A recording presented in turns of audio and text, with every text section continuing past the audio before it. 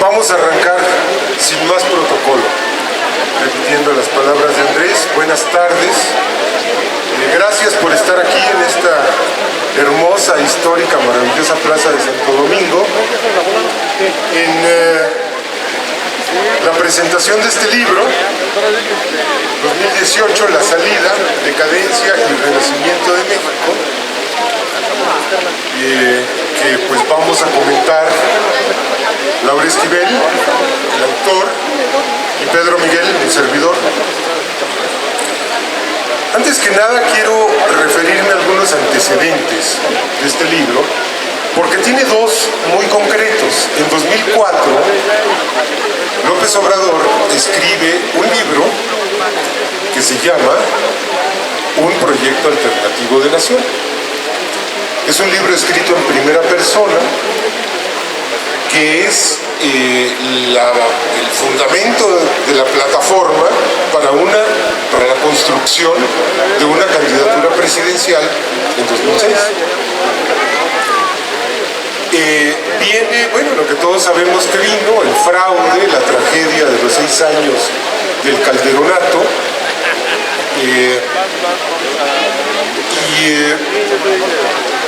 y ese documento, ese proyecto alternativo de nación, publicado en 2004, requiere una actualización. Y entonces, para 2012, se publica el nuevo proyecto de nación, que ya no es escrito por Andrés Manuel, sino por un equipo de 37, 38 especialistas, muchos de los cuales están aquí,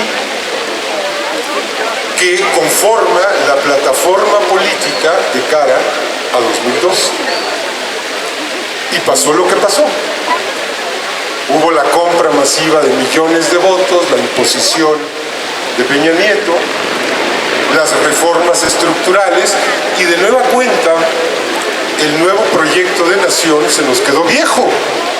Se nos quedó viejo porque la realidad nacional y la realidad mundial fue cambiando. Andrés Manuel escribe este libro que vendría siendo el nuevo proyecto de Nación 3, o los fundamentos, pero fíjense cómo son cosas muy distintas y a la vez muy similares. El primero es un texto escrito en primera persona. El segundo es un documento colectivo que Andrés Manuel no redactó, estuvo a cargo de muchas voces. Y la propuesta de este tercero es que sea la base para la redacción del nuevo proyecto de nación que vamos a aplicar en el país a partir de 2018. Esta es la idea.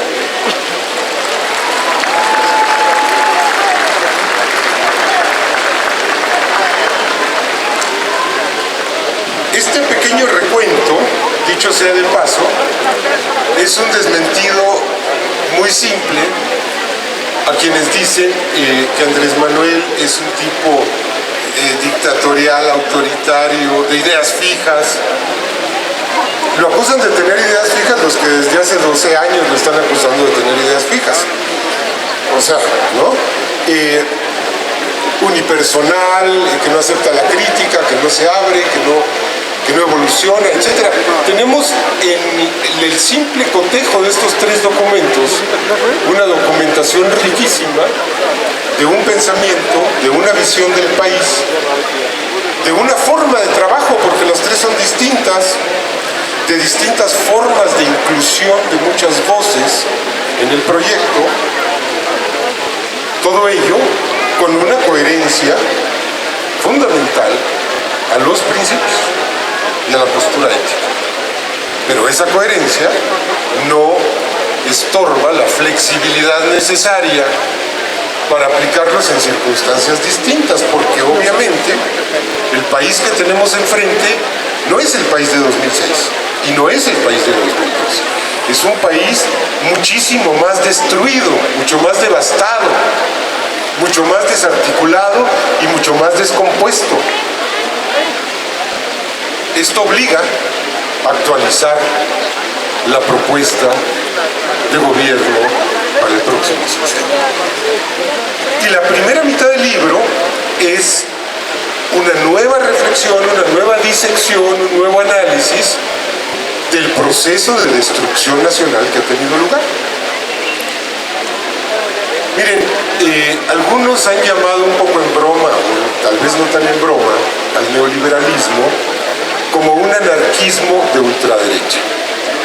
Es decir, es una postura profundamente contraria al Estado, que quiere destruir al Estado, salvo en sus huesos represivos, en sus huesos de control y de dominación.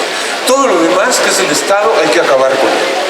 Hay que transferir propiedad pública a manos privadas, hay que transferir potestades del gobierno a organismos internacionales, a gobiernos extranjeros, a empresas privadas, etc.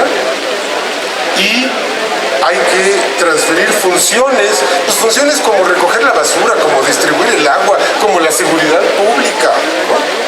Vayan al aeropuerto Benito Juárez de la Ciudad de México, la policía ya todo es privada. Y no les digo vayan a Michoacán, pues es que ahí la seguridad pública está a cargo de los cárteles.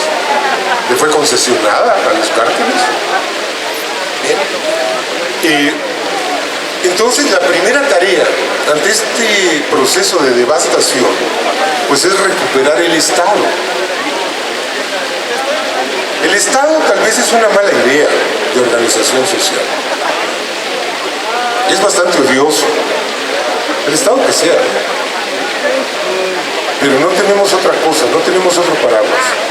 Las naciones sin Estado están mucho más sujetas a cualquier horror, a la vulnerabilidad total. Y si no, vean, pregúntenle a los judíos de Europa, a los gitanos perseguidos desde los reyes católicos hasta Hitler y más bien hasta después.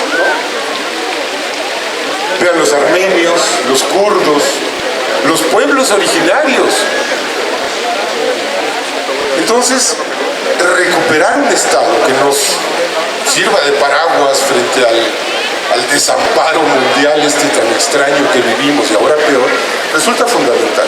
Y más fundamental en un momento en que tenemos a un nazi gobernando en Estados Unidos para el cual nosotros somos sus judíos, nosotros los mexicanos, porque tiene una fijación racista especial contra nosotros.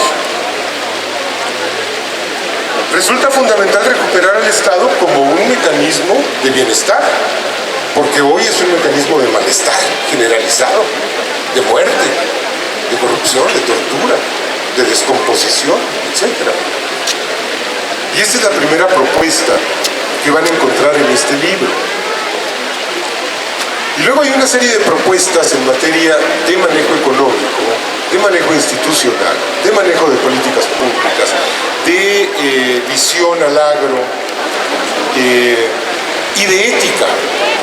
Porque en este proceso al que yo me refería de los proyectos de nación, del 1 al 3, yo veo que hay un traslado en el énfasis del primer proyecto de 2004, que es un proyecto básicamente centrado en políticas públicas, en cómo debes administrarse el Estado, en todo esto,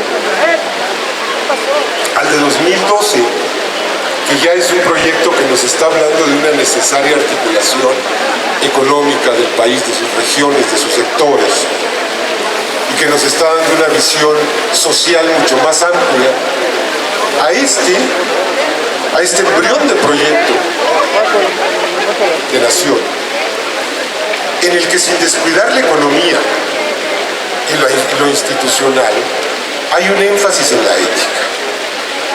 Porque miren, el proceso de descomposición del neoliberalismo empezó afectando los niveles de bienestar y de vida de la gente, los niveles salariales, la capacidad adquisitiva, los derechos, las prestaciones, etc. Y fue afectando más, fue desarticulando la economía y fue afectando la seguridad, porque había millones de mexicanas y de mexicanos aventados a la intemperie del desempleo, de la marginación total, y muchos no tuvieron más remedio que engrosar las filas de la delincuencia. Una de las caracterizaciones que yo hago del periodo neoliberal es que convierte a la delincuencia en un sector de la economía a considerar por las divisas que mete al país, por las fuentes de empleo que genera. Por eso, el designio de Calderón es totalmente genocida, porque Calderón dice que se maten entre ellos, pero los que se tienen que matar entre ellos son cientos de miles de mexicanos, si no es que millones.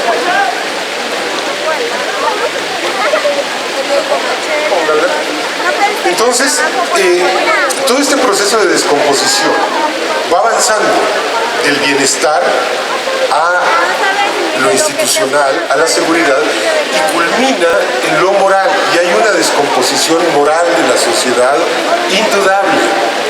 El gobierno es ejemplo. El gobierno es ejemplo para bien o para mal. Y bueno, hoy vemos, en mi colonia, por ejemplo, yo veo que muchos vecinos quieren privatizar 1 metro cuadrado de banqueta, si puede. Es decir, llevamos un pequeño Salinas de Gortari adentro.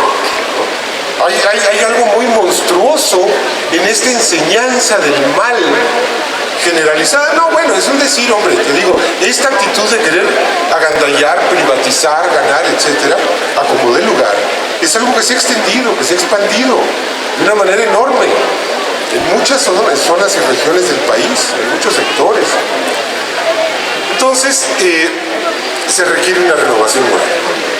Se requiere una renovación moral porque también hay lo otro, no lo desconozco, seguimos siendo en lo fundamental un país de colectividades, de comunidades, de gremios, de sindicatos, de tierras comunales, de ejidos, de cofradías, de bandas, de barrios, de familias. Y es hoy no el elemento de atraso, como lo han dicho durante 30 años los gobernantes neoliberales, que se han ido contra ese tejido colectivo, solidario, generoso, sino que son nuestro posible factor de salvación ante esta modernidad individualista que nos convierte en consumidores, en trabajadores sin derechos, en ciudadanos sin norte, en organización, etc. De esto verse el libro en términos muy generales, pero quiero decirles que a mi modo de ver, este libro es la mitad de la chamba. Este libro es el marco general, el lineamiento propuesto. La otra mitad nos corresponde construirla. ¿A qué voy? Aquí hay muchas compañeras y compañeros que le piden a Andrés Manuel: oye, pero tienes que hablar no solo de energías alternativas, tienes que meter ahí la biomasa, ¿no? Y tienes que hablar de comercio justo, y tienes que hablar de economía solidaria, y tienes que decir cómo le vamos a hacer con la economía solidaria. Fíjense, vivimos una esquizofrenia muy chistosa con la figura que yo tengo aquí a mi izquierda. Porque, por un lado, una de las críticas generalizadas es que Andrés Manuel monopoliza todo el pensamiento de Morena, ¿no?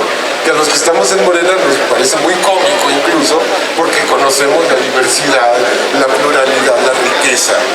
Pero desde fuera algunos lo creen, ¿no? Y dicen, es que lo que dice Andrés Manuel es la única palabra, ¿no? Y adentro, luego dejamos de hacer la chamba y decimos, oye, pero Andrés Manuel tiene que decir algo sobre esto, y Andrés Manuel tiene que ordenar esto. Y decimos, oye, pero ¿y la colectividad? ¿Y el partido? ¿Y la sociedad? ¿Dónde está? Y no nos ponemos de acuerdo en esta dualidad que a mí me da mucha risa, porque siempre estoy viendo que viene una crítica en un sentido y luego viene en el sentido contrario, que anula al anterior, ¿no? Porque entonces, unos es que Andrés Manuel no hace nada, y otros es que Andrés Manuel no hace todo, ¿no?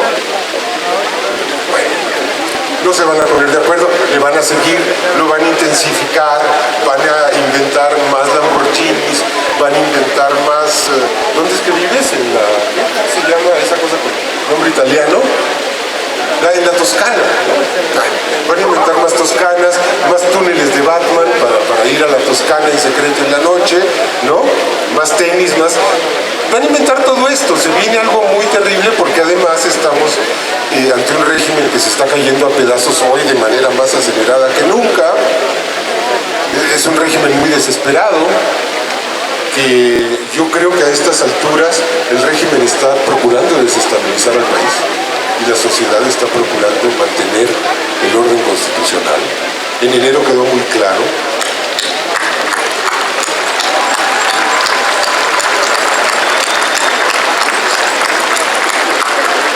Porque si ustedes se fijan, si el gobierno no provocó de manera explícita los saqueos, sí los provocó de manera implícita.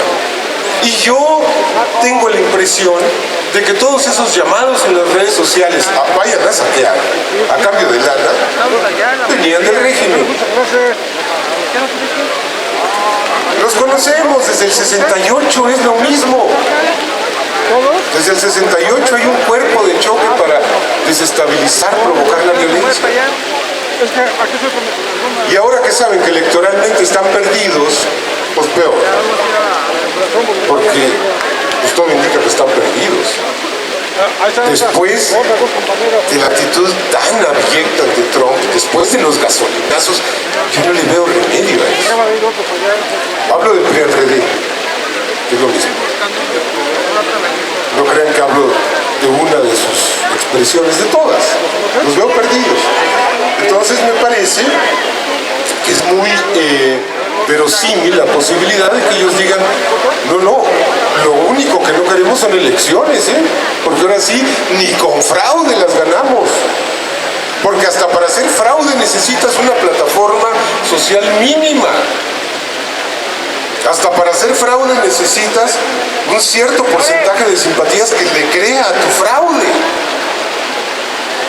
Y además el precio de los votos se ha ido encareciendo, porque si en 2012 pagaron a 400 pesos promedio, para 2015 les costó un televisor que vale 3,000 pesos promedio, el voto. Entonces están muy acorralados, han estado desestabilizando el país de muchas maneras, no solo con la política económica, creo que de maneras incluso más órdenes. Y ante este régimen, pues es todo esperable que se venga una andanada de horror, ¿no? Pero además estamos en un momento muy singular, porque ya no estamos en el momento de construir un frente popular, estamos en el momento de construir un frente nacional, un frente amplio.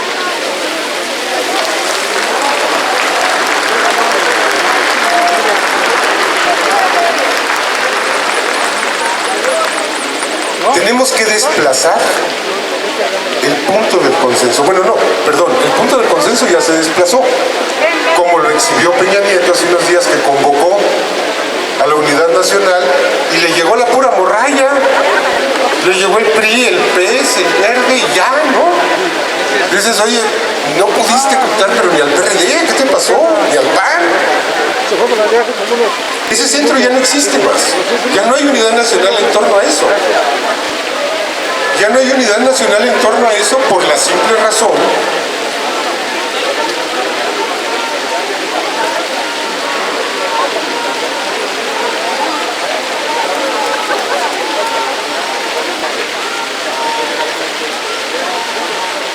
ya no hay margen para que la unidad nacional esté allí, porque el emblema de ese régimen es Trump diciendo, mejor no vengas, y 3 horas después Peña Nieto diciendo, no, pues no voy, es decir, obedeciéndole a Trump. El emblema de ese régimen es Videgaray anunciando que lo del financiamiento del muro se va a negociar en secreto. Y uno dice, oye, pero si en público les dan estas ensartadas, ¿cómo van a hacer en secreto? ¿Cómo van a hacer en lo oscurito? ¿A que los regalas? Entonces ahí ya no hay ningún poder de convocatoria en la unidad nacional. Yo creo Y me da mucho gusto decirlo aquí, que el punto de confluencia para un programa de unidad nacional está en esta plaza de Santo Domingo.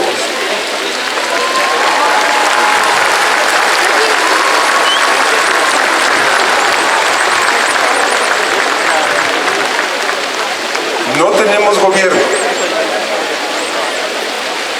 Estamos como sociedad, como pueblo, como país, en uno de los momentos más terribles, porque la hostilidad de Estados Unidos de este momento, miren, hoy me puse a revisar, no tiene antecedente desde hace 101 años. Lo más hostil que nos habían hecho en este siglo fue la expedición punitiva de Pershing. De ese tamaño es la hostilidad. A ver si pueden mantenerla. Pero estamos en un momento muy complicado. No podemos estar hablando nada más de ganar una mayoría popular, una mayoría social. Necesitamos una mayoría nacional.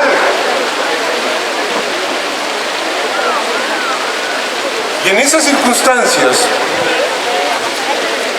para mí, el lunes pasado, hace 8 días, fue un enorme gusto ver, cuando llegué tarde para variar según mi costumbre, ver a Esteban Moctezuma en la reunión del comité de redacción del proyecto de nación. Me dio un enorme gusto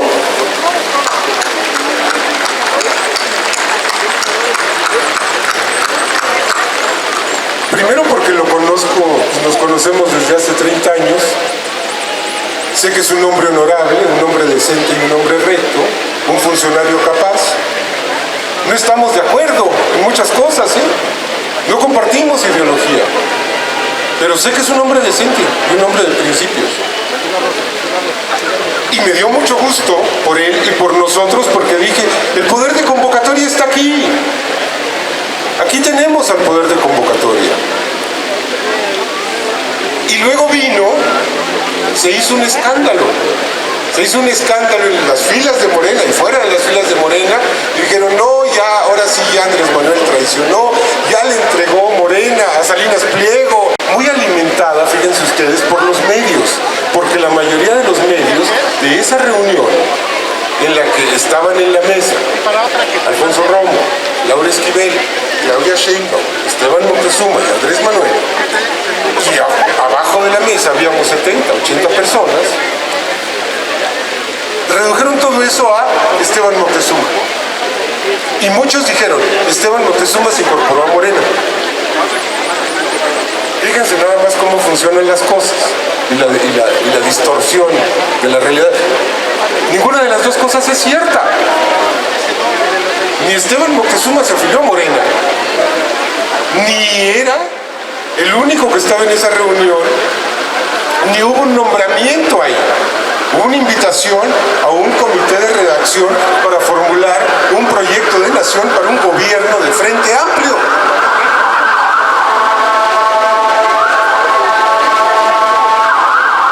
Pero bueno, ganó la desinformación, que creo que es lo menos grave, ganó un espíritu sectario, que bueno, tendremos que irlo superando. Y tendremos que ir construyendo además una confianza, porque uno de los saldos de estos 30 años de destrucción nacional es la destrucción de la confianza entre bandos, entre ideologías, entre sectores, entre todo esto. Pero en rigor, la presencia de Esteban allí obedecía estrictamente al mandato del documento aprobado por los militantes de Morena en el segundo Congreso Extraordinario. Y me parece un muy buen paso en la reconstrucción de esta confianza. Y yo aquí quiero recordar la frase más afortunada que le escuché a Alberto Castillo en el hemiciclo a Juárez, el día que él renunció a la candidatura presidencial para unirse a la campaña de Cuauhtémoc Cárdenas en 1988.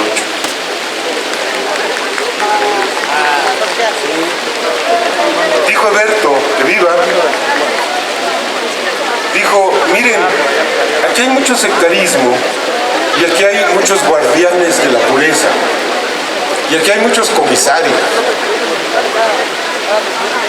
Síganlo siendo, dijo, pero yo quiero pedirles, en esta circunstancia, cuando se acerque un compañero, no le pregunten de dónde vienes, mejor pregúntenle a dónde vas, porque tal vez vamos al mismo lugar y podemos caminar juntos.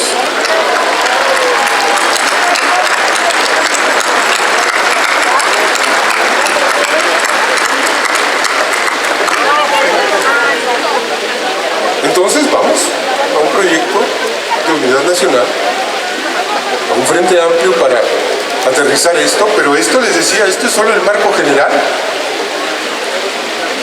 Tenemos que ir detallando muchas cosas, pero en ese marco general caben muchas inquietudes y muchas disidencias y muchas reservas.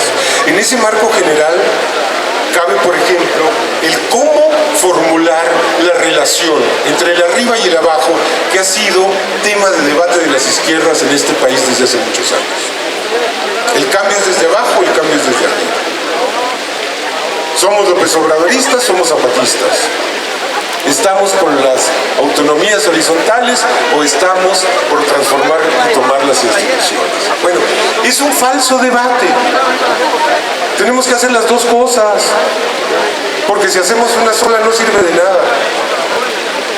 Si tomamos solo la presidencia de la República sin tener pueblo organizado abajo, nos va a pasar lo que le pasó a los hondureños con Manuel Zavala. ¿Quién apoyó al presidente Zavala? A Zelaya, perdón. Manuel Zelaya. ¿Quién apoyó a Zelaya? Mucho entusiasmo para elegirlo y luego nada, ¿no? Nos va a pasar lo que a Paraguay. O nos puede pasar que a Andrés Manuel se le crucen dos cables y se vuelva loco. ¿Y quién lo controla? Si no hay pueblo organizado. A ver, tenemos que tener un poder y apoyarlo, y respaldarlo, y vigilarlo, y fiscalizarlo. Siempre, desde abajo. Y para eso necesitamos poder popular. Necesitamos las instituciones arriba y necesitamos las instituciones abajo, creadas por el pueblo. Necesitamos a las comunidades, necesitamos a los gremios, a los ejidos, a los sindicatos, a las ONGs. Pero sindicatos, ejidos, comunidades, ONGs, etcétera, no van a formular una política económica, ni una política exterior, ni una política social. Eso tiene que hacerlo el gobierno federal. Entonces lo que tenemos que construir es un gran puente entre el arriba y el abajo. Y este libro nos da el marco para hacer eso. Y por eso digo, es la mitad de la tarea. La otra mitad le corresponde a la sociedad, nos corresponde a nosotros, y hay lugar para todas y para todos. Hay lugar para todas las causas, hay lugar para todas las luchas. Hay lugar para todas las reivindicaciones justas, que son muchas en este país y que cada día son más. Yo les pido entonces, primero, léanlo para que lo puedan hacer suyo. Tomen distancia, subrayen lo que les gusta, pero sobre todo subrayen lo que no les gusta y en lo que están en desacuerdo. Vamos al debate. Está bien el debate. Necesitamos la construcción de un consenso que es posible, pero va a ser un poco endemoniada porque este país es muy diverso. En este país hay muchísimas causas, culturas, lenguas, religiones, preferencias sexuales. Vamos a construirlo entre todos. Y entonces vamos a tener un gobierno realmente democrático, es decir, va a ser un gobierno del pueblo, va a ser un gobierno nuestro, y va a ser un gobierno nuestro porque va a estar trabajando desde arriba, pero nosotros, en vez de renunciar a la tarea política y de decir, ay no, la política fuchi, yo soy ciudadano, como si los políticos fueran de Neptuno, no sé de dónde, ¿no? O como si los ciudadanos estuvieran todos castrados de su dimensión política, es irrenunciable. Vamos a estar siendo gobierno, vamos a ser sociedad y vamos a ser gobierno.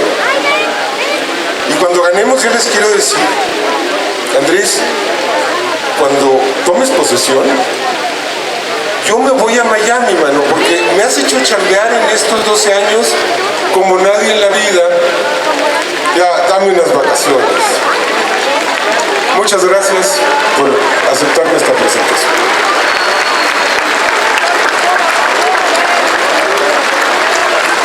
Vamos a acordar que se vaya mejor a Oaxaca a trabajar más.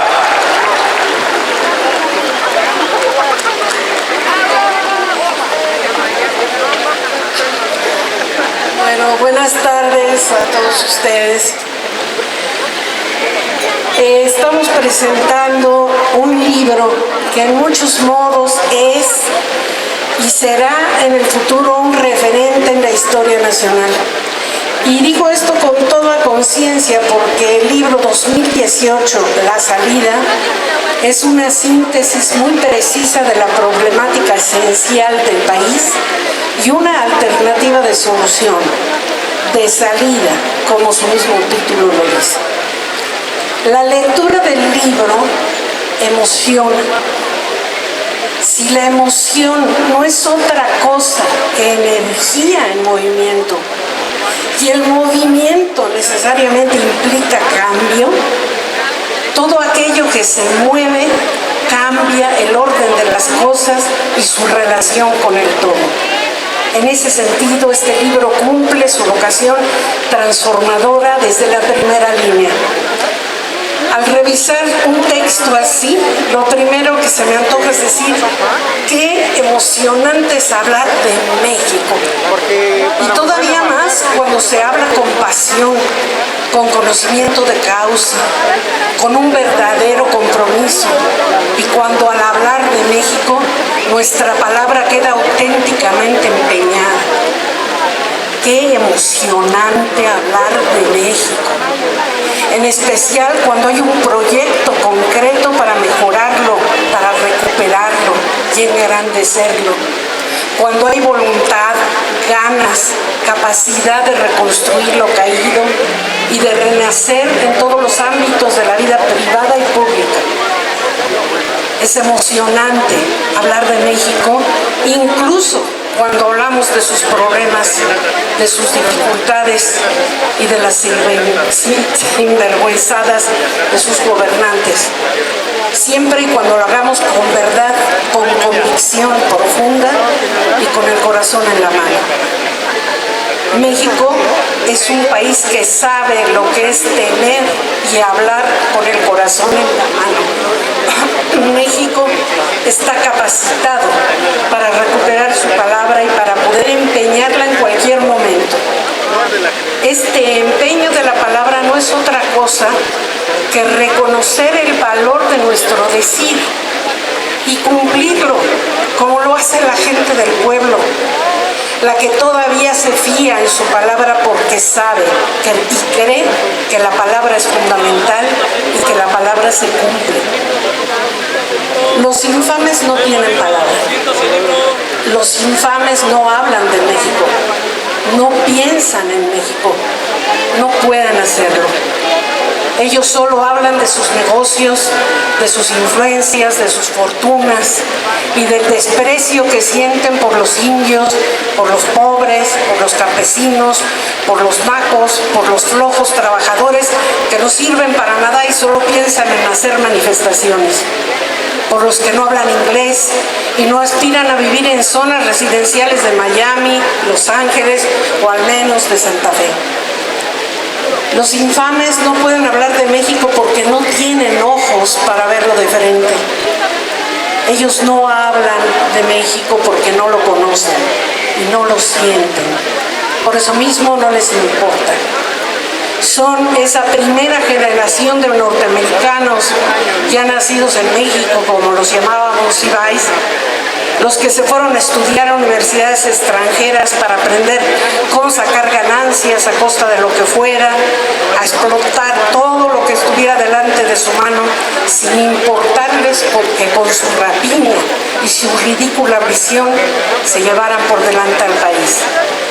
Aquellos que siempre piensan que lo de fuera es lo mejor y los mexicanos somos incapaces, ladrones y corruptos. Lo más absurdo del caso es que los más corruptos son los que sostienen que la corrupción es endémica en la cultura nacional. A ellos hay que decirles que la corrupción puede ser endémica de ellos, que son ladrones y farsantes por nacimiento, pero que el pueblo mexicano tiene valores implícitos que siempre han sido, como bien lo dice Andrés Manuel, ninguneados y despreciados por esos mismos corruptos. La lectura de 2018, la salida, nos da elementos para analizar y considerar todo esto. Y página a página va generando diversas emociones en nuestro interior, que van desde el enojo hasta el estupor. Pero siempre resulta emocionante hablar de México de la mano de Andrés Manuel, porque nos recuerda nuestros amores, nuestro compromiso, nuestro deseo de que las cosas sean mejor para todos, porque nos permite entusiasmarnos con una realidad que puede ser construida con nuestro propio esfuerzo, imaginación, ganas y con lo mejor de los deseos compartidos. Soñar y realizar un México próspero y dichoso para todos.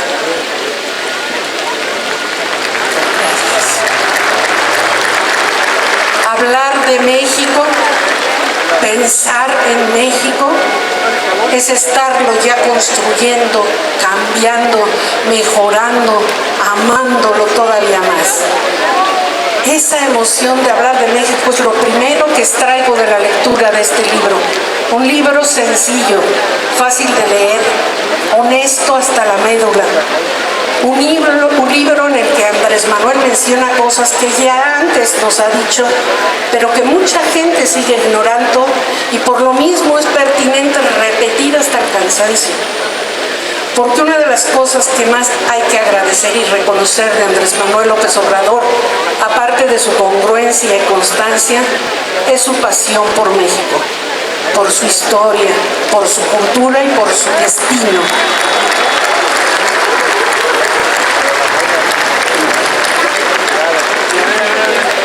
Gracias, Andrés Manuel, por nunca haber perdido el entusiasmo y la esperanza, a pesar de lo que has visto y oído, por nunca haber detenido el paso, por seguir recorriendo este país de norte a sur de manera incansable y por plasmar tu experiencia en cada página de este libro.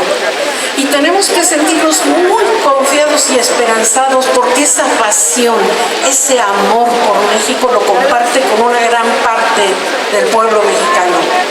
Y esa misma pasión puede ser la clave para encontrar aliados y colaboradores. Y por supuesto no estoy hablando de un amor necio y torpemente nacionalista. Estoy hablando de una entrega desinteresada, de un extra que uno pone en cada actividad que realiza en busca del bienestar del otro. Es un algo intangible que está más allá de proporcionar un salario justo o de cumplir con una obligación profesional. Es una energía incluyente, aglutinante, entretejedora, que brinda de manera espontánea a los que uno procura. Solo esa energía que yo llamaría amorosa puede reordenar la conducta social. Sin ella no habrá manera de consolidar ni siquiera una estructura mínima de convivencia fructífera. Sin una política que considere que si no hacemos conciencia de que el bienestar común está más allá de lo que reditúa el dinero, el poder o la sapiencia, no podremos lograr el cambio que tanto requiere el país. Andrés Manuel lo sabe y forma parte importante de su propuesta. Eso es lo que algunos tecnócratas necios afines no distinguen ni pueden concebir. No se dan cuenta que los seres humanos no buscamos ser infinitamente ricos, buscamos ser infinitamente felices, y que eso no se consigue con la estabilidad de la macroeconomía. O las reglas sagradas, o al menos para ellos, intocables del mercado. Amar al país de uno no significa cerrarse al mundo de la convicción necia de que hay que poner un muro porque los vecinos nos contaminan. Esa es más que una ingenuidad en el mejor de los casos, o una monumental ignorancia y mala entraña en el peor de ellos. Es solo darle a tole con el dedo a los que apoyan un proyecto frívolo y vacío. No. México debe ser mejor de lo que es ahora para que sus diferencias propias y originalidades con respecto a otros países le permitan que sus hijos vivan decentemente. Pero para que, como dice muy bien Andrés Manuel, y cito, la gente estará trabajando donde nació, cerca de sus familiares, de su medio ambiente, con sus costumbres y cultura. Nadie, por necesidad para mitigar su hambre y su pobreza, se verá obligado a abandonar su tierra natal.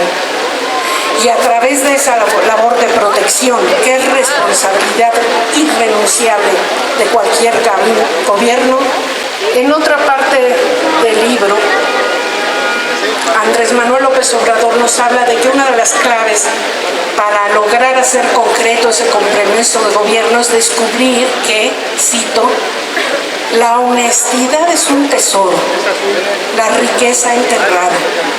Extraerla del México profundo y renovarla nos permitirá engrandecernos, disponer de recursos económicos para el desarrollo y combatir la infelicidad que por décadas ha sido impuesta al pueblo mediante las medidas amargas pero necesarias que han sido aplicadas con el verdadero propósito de favorecer a unos cuantos.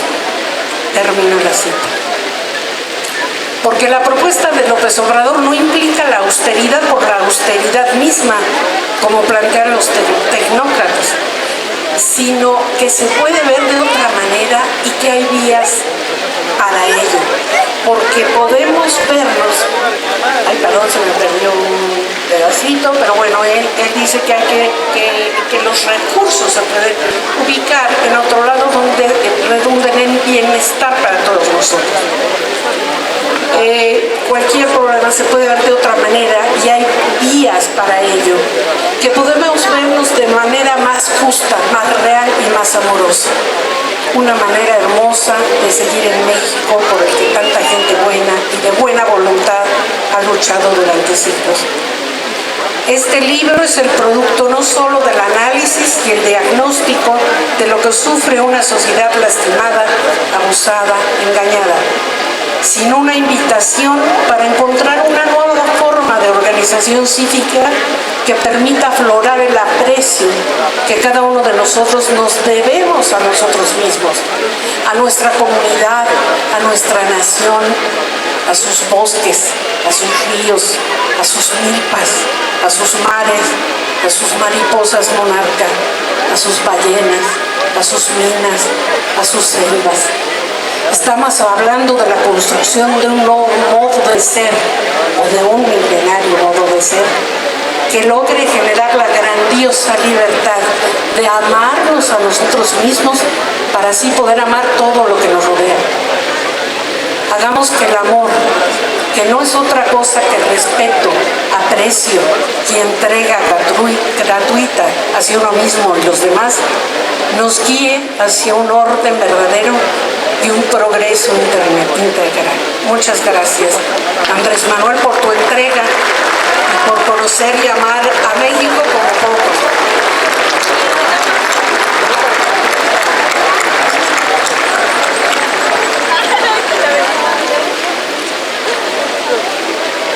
Amigas, amigos, mi profundo agradecimiento por la presencia de todas, de todos ustedes.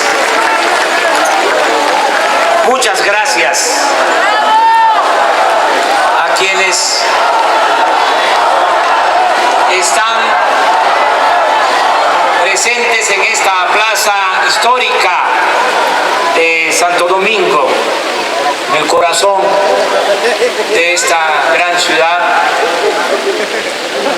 corazón de nuestra República. Un agradecimiento a todas, a todos. Quiero ver si nos sentimos representados todos, si menciono a 3 personas, ciudadanos, amigos que nos acompañan, porque no podría mencionarlos a todas, a todos, pero sí mencionar que nos acompaña, lo estoy viendo y le agradezco su presencia al padre Solalinde, que está aquí con nosotros.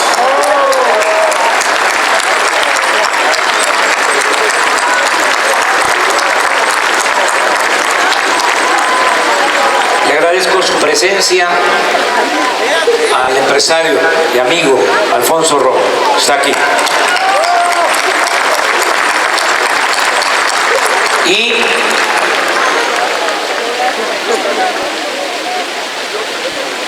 a este gran amor de todas, de todos, esta mujer extraordinaria,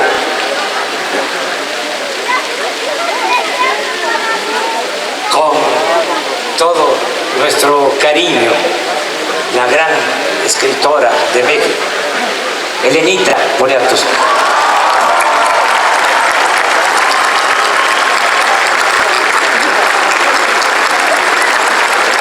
Miren qué dicha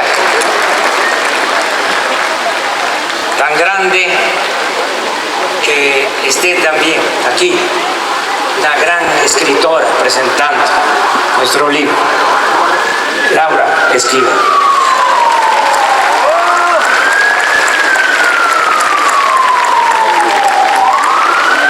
Es un orgullo que mujeres, hombres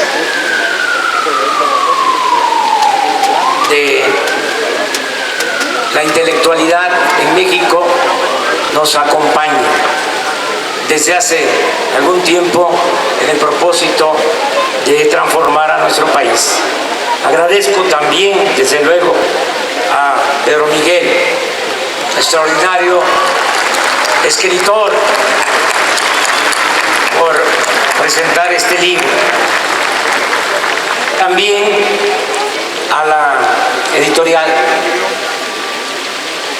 Planeta, que es la empresa editorial que nos publica este libro. Es el tercer libro que publico con Planeta, una editorial de mucho prestigio. Muchas gracias. Yo quiero hablar el libro apoyándome en la introducción y en el epílogo, el inicio y el final del libro. Aclaro que entregué el libro a la editorial a principios de diciembre del año pasado. Todavía no se imponía lo que se conoce como el gasolinazo, ese agravio a la economía popular, aunque aquí ya hablo de cómo se ha dañado al pueblo de México con las llamadas reformas estructurales, en particular con la reforma energética, con el caso de las gasolinas y de la industria eléctrica. Bien, cuando entregué el original a la imprenta, no había tomado posición Donald Trump. Ya ustedes saben lo que ha sucedido en estos últimos tiempos. Sin embargo, también trato el asunto porque creo yo que todo radica en el fortalecimiento de nuestro México, el fortalecimiento de nuestro país para poder también con fuerza enfrentar agresiones del extranjero. Aquí hablo de que la mejor política exterior es la interior, que si limpiamos nuestra casa, si en México hay justicia, hay democracia, hay paz, hay tranquilidad, hay honestidad, somos los mexicanos fraternos, pues vamos a fortalecernos y esto mismo nos va a ayudar a enfrentar agresiones del extranjero. En la introducción del libro digo lo siguiente: reafirmo mi postura de que la corrupción es el principal problema de México. Y ese es un tema importante a debate. Aquí, en Plaza Pública, vuelvo a sostener, el principal problema de México es la corrupción política.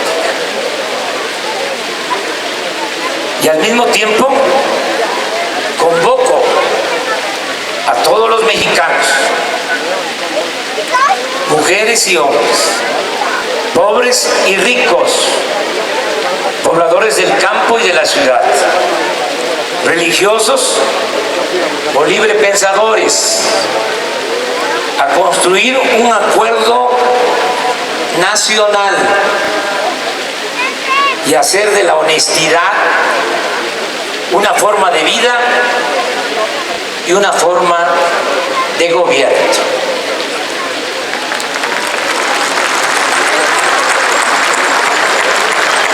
En estas páginas te explico la manera en que el país ha sido saqueado y expongo cómo la política neoliberal o neoporfirista ha originado una profunda desigualdad, mayor pobreza, frustración, resentimientos, odio y violencia. Esa es la primera parte del libro. El diagnóstico. Pude omitirlo, pero debemos de saber a ciencia cierta por qué llegamos a este nivel de degradación. ¿Cómo fue que llegamos a esta decadencia?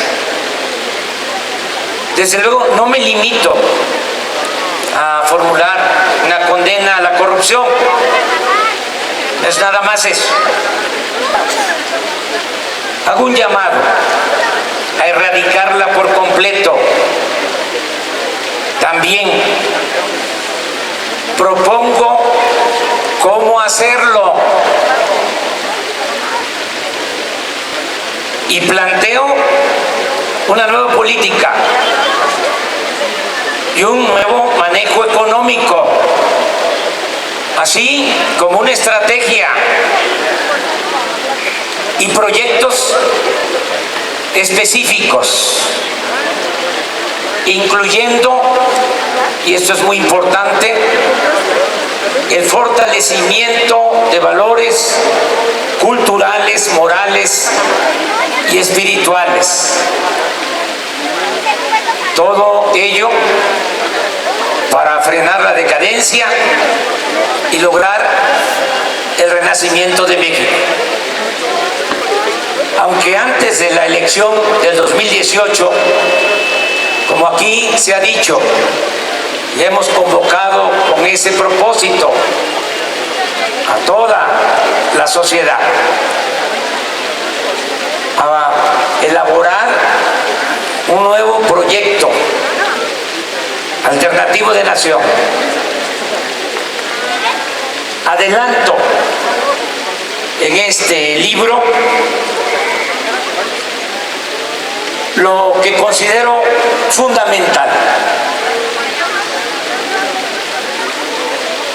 La propuesta es, en esencia, la fórmula: gobernar con el ejemplo, desterrar la corrupción,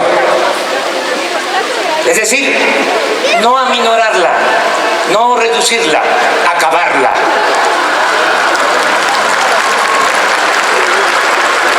Comparto lo que aquí se ha dicho. No debemos aceptar lo que piensan algunos y que desde luego es una absoluta mentira. Lo que dijo Peña, pero también lo piensan otros, que la corrupción es parte de la cultura de nuestro pueblo. Eso no es cierto. En nuestro pueblo hay una gran reserva de valores culturales, morales, espirituales. Nuestro pueblo es honesto. El problema no está abajo, el problema está arriba. La corrupción se da de arriba hacia abajo. Por eso también puedo sostener y afirmar de manera categórica que vamos a acabar con la corrupción. Vamos a limpiar al gobierno de corrupción, de arriba para abajo, como se limpian las escaleras. Vamos a desterrar la corrupción. Se va a abolir la impunidad. Se va a actuar con austeridad y por la aplicación de esta fórmula acabar con la corrupción, con la impunidad y con un plan de austeridad republicana. Vamos a ahorrar y se va a destinar todo lo que se libere para financiar el desarrollo del país. Con esta nueva forma de hacer política y con un recto proceder, no hará falta aumentar impuestos.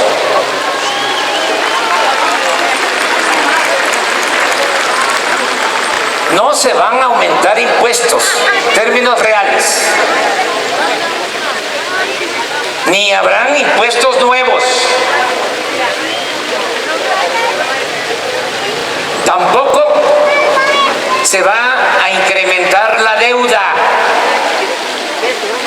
que ya es algo muy preocupante. De esto casi no se habla, pero lamentablemente hay una enorme deuda pública.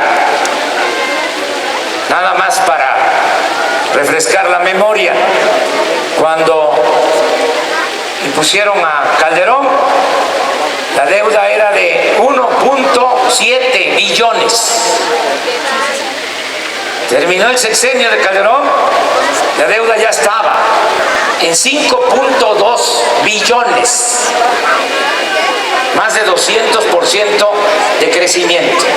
Y ahora, más de 9 billones la deuda pública. Este año, solo para pagar intereses de la deuda, se van a destinar alrededor de 600,000 millones de pesos. Entonces, ya no se puede ni se debe aumentar impuestos, ni se puede ni se debe seguir endeudando al país. ¿Cómo tenemos que hacerle? Enfrentando el problema de la corrupción y con un plan de austeridad para financiar el desarrollo. Estoy seguro que de esta manera vamos a elevar la calidad de vida de todos los mexicanos, mejorarán las condiciones de vida y de trabajo y se logrará el bienestar material y, lo que es muy importante, el bienestar del alma para la felicidad de todos. En suma, el nacimiento de México se conseguirá, como decía el general Francisco J. Múgica. Miren lo que decía. Esta es la fórmula. Lo cito textualmente. De la simple moralidad y de algunas pequeñas reformas. En el epílogo yo imagino, después de que se triunfe, se aplique el proyecto alternativo de nación, ¿cómo sería nuestro país? ¿Cómo vislumbro a México en el 2024? ¿Cómo ve a nuestro querido México en ese año?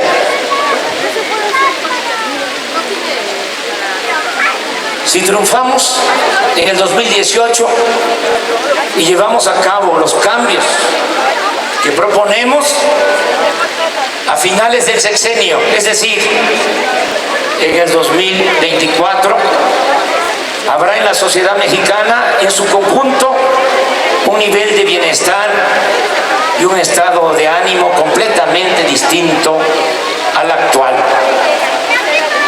Esta nueva circunstancia de menos desempleo y pobreza será el fruto obtenido por la aplicación de una nueva política económica con desarrollo, seguridad y fortalecimiento de valores culturales, morales y espirituales.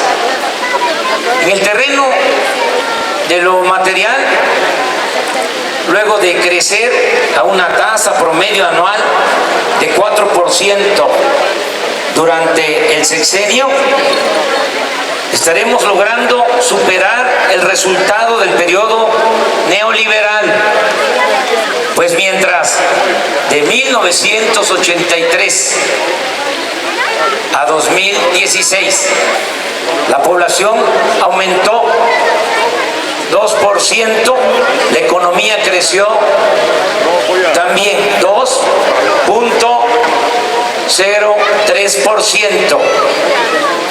Algo muy distinto sucederá de 2018 a 2024, cuando la población aumentará en 1.7% y la economía en 4%. Es decir, se romperá la tendencia al estancamiento y la economía habrá crecido en promedio más de 2 veces con respecto a la población. En 2024 creceremos 6%. En ese año se estarán creando los empleos que se demanden por el ingreso de jóvenes al mercado de trabajo y se habrá consolidado el programa emergente de empleo y de becas para jóvenes promovido por el gobierno. Se tendrá más ocupación, menos desempleo, mejor especialización de la fuerza laboral, mayor demanda de mano de obra y por ende mejores salarios. El campo producirá como nunca. A la mitad del sexenio alcanzaríamos la autosuficiencia en maíz y frijol y en 2024 en arroz. Otro tanto ocurrirá con la carne de res, cerdo, aves y huevos, y será considerablemente menor la importación de leche. Estaremos exportando más frutas, verduras y hortalizas. En 2024 habrá mayor producción de papaya, café, plátano y cacao. Aquí agrego algo que está en el libro, pero que no escribí en este epílogo. Desde la mitad del sexenio estaremos produciendo en México todas las gasolinas que consumimos en el país. Porque vamos a tener en funcionamiento desde los 3 primeros años las nuevas refinerías. En suma, la balanza comercial del sector agropecuario y también del sector energético no será deficitaria como lo es ahora. Tendremos reforestado todo el territorio nacional y garantizada la conservación plena de flora y fauna. Habremos recuperado ríos, arroyos y lagunas, realizado obras de tratamiento de aguas negras y de desechos o basura, y la sociedad tendrá una mayor conciencia ecológica. La población crecerá de manera pareja en todos los pueblos del territorio nacional, no como ahora, en el periodo neoliberal, más de la mitad de los municipios del país han perdido población. Se ha concentrado la población en unas cuantas ciudades, en el Caribe, en las zonas turísticas del Pacífico, en las ciudades fronterizas. Pero mucha gente se ha visto obligada a abandonar sus comunidades, sus pueblos, a pesar de que se cuenta en esa vasta extensión del territorio donde vive menos gente, se cuenta con muchos recursos naturales.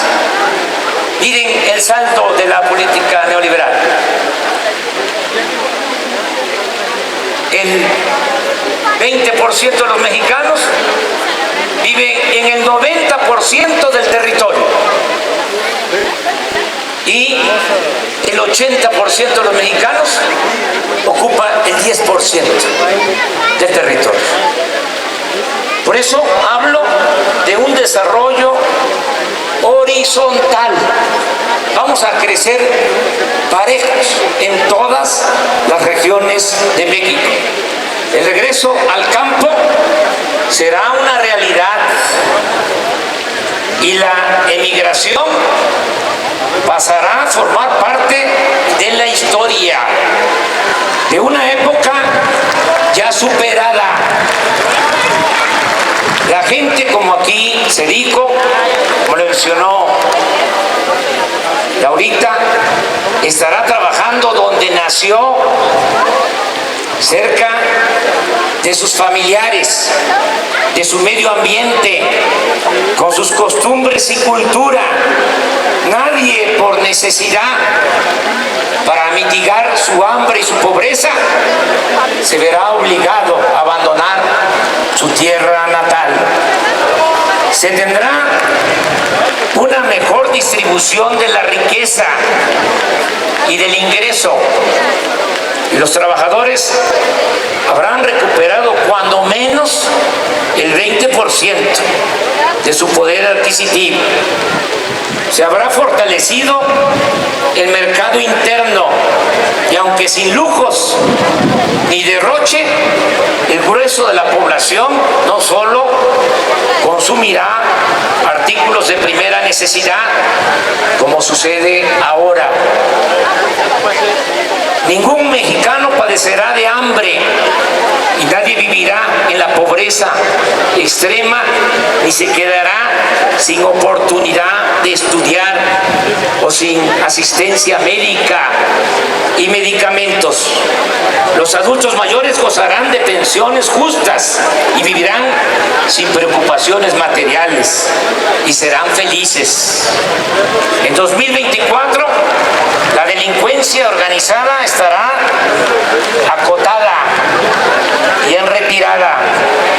Para entonces, y esta es nuestra propuesta, predominará la política de empleo y bienestar.